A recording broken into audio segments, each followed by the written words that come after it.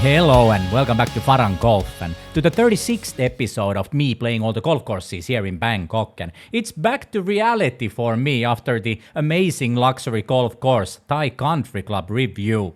Today we are playing Thanont Golf Club on the northeastern side of Bangkok, and it's a budget golf course looking for a new owner. The course was opened 1995 and it's designed by Bob McFarland. I tried to dig up some information regarding this course and it's relatively difficult to find anything, but maybe you can help out in the comments if you know the history of this course. My best guess is that this course has something to do with Pomelo. I think they have had the same owner since both courses were designed by Bob McFarland. The clubhouses look a little bit similar and few of the green flags had Krista City text on them here at the Thanont. I'm pretty sure that Pomelo Golf Course used to be called Krista something earlier, and my caddy told me also that this course is for sale if somebody wants to purchase it. But one thing that is unfortunately true is that this course is lacking some love and care. Arriving at the golf course really early in the morning, I headed to the locker rooms first, and the lady running the locker rooms was really concentrated on watching this Thai drama series on her phone, so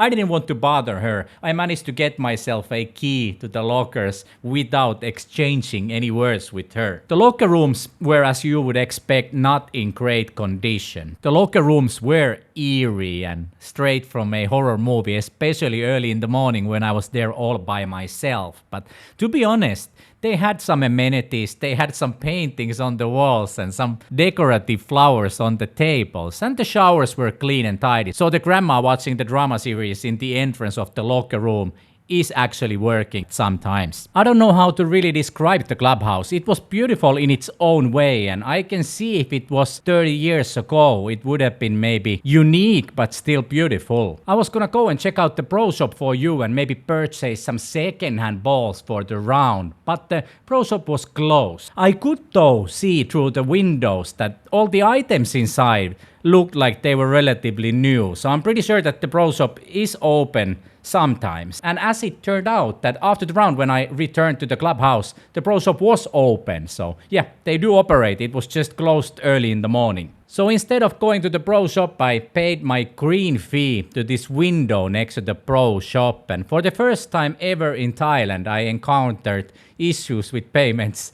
You couldn't use credit card or QR payment, and I didn't have any cash on me, and the closest ATM was far away. So I was standing there a few minutes staring at the lady operating the hole in the wall and expecting her to come up with some type of solution for the payment, but she was just staring back at me. So we were staring at each other for a couple minutes until I walked away to my caddy and explained her the situation, and she drove me away to the area where the caddies spend time, and there was this lovely gentleman who I transferred money to, and he gave me cash so I could pay my green fees. Since it was early morning, I needed some caffeine to kickstart my brain, and I was a little bit hungry as well, so I decided to go and check out the restaurant. But when I arrived there, they didn't have any milk, and I guess they had some instant coffee there, so I skipped that and purchased a Coke Zero, and unfortunately I wasn't brave enough to check out if they do indeed serve some food at the restaurant or not. And since there was no driving range at the premises, it was pretty much time to head downstairs and meet my caddy and start the round. It's not easy to find places in Thailand where you get underwhelming or bland service, but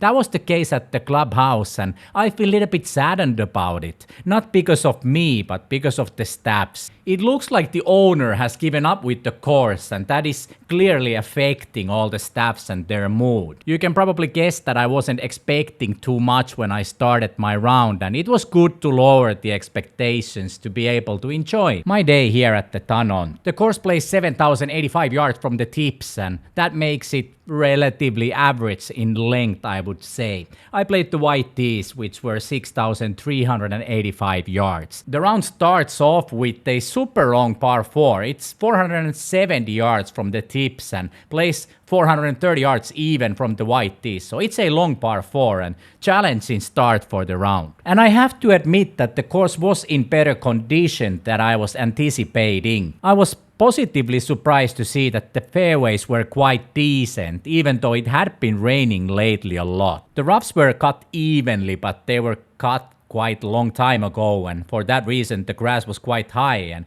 if you wanted to get your ball out of the rough, you really needed to brute force yourself through the rough to get the ball in the air. The greens were relatively okay, I would have to say. They were a little bit mushy and soft, and that made them slow. But on the other hand, it was nice change to play a little bit softer greens for once. But I did have issues with the general conditions of the course, unfortunately. I got a headache and I couldn't really concentrate on the game since I was constantly bouncing in the cart. The cart paths were more like I'd say, collection of potholes. And it didn't really help that the caddy was driving everywhere with the cart. In the roughs, on the fairways, next to the greens and tee boxes, and it was same all over the course. It was really bumpy ride and really frustrating to sit 4 hours like that. What about the prices then? I paid 1,350 baht for green fee caddy and cart, and the price is decent in my opinion. But you have to take in consideration that you could play a round of golf for cheaper,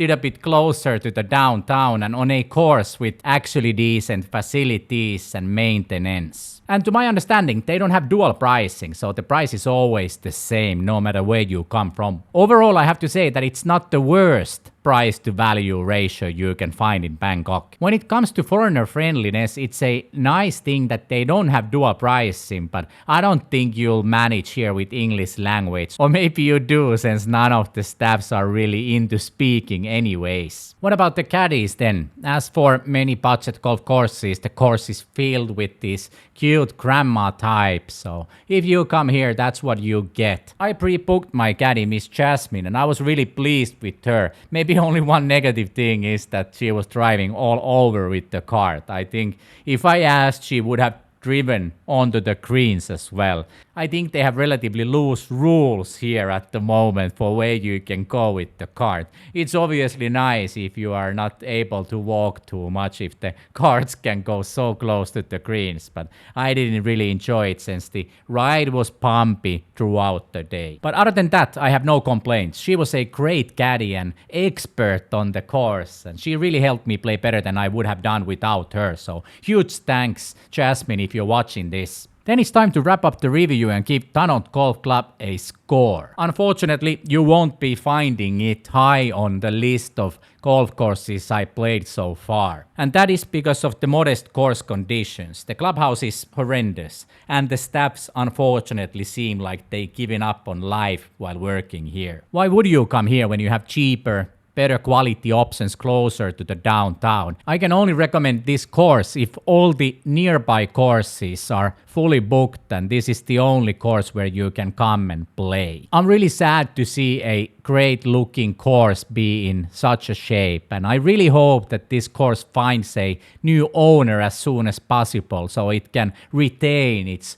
old glory. And so did Miss Jasmine, my caddy. She asked if I could purchase the golf course. It's a nice thought, but I don't have the funds, but just tells that they also hope that somebody will come and take over the course. In the next episode, we're gonna be returning to the west side of Bangkok as we go and check out the Rose Garden golf course. The west side courses have been offering some insane value lately, so I'm thrilled to go and check out how the Rose Garden can cope against the tough competition. So you better subscribe to the channel not to miss that one or any of the upcoming episodes, and leave a like to Thanont Golf Club, not because it necessarily deserves it, but because it really needs it. Comment below your thoughts on Thanont Golf Club, and especially if you have played here earlier when the course has been in better condition. Thanks for watching and see you in the next video.